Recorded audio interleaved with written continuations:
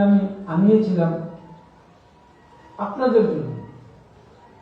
এখন আমাদের তো রুহানিয়াত বড় কমজোর, আমরা তো ফুল হাতে দিলেও ফুলের সুবাস পাই না, আর ফুল হাতে না দিলে ফুলের সুবাস পাবেন কিভাবে?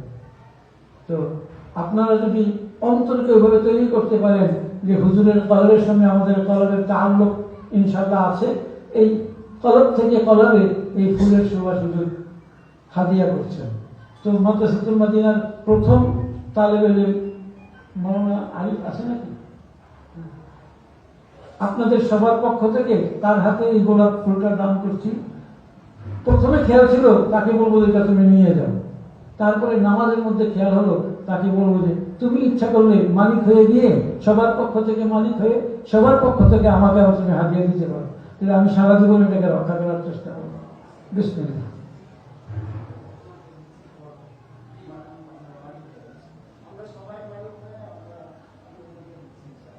হাদিয়া করছি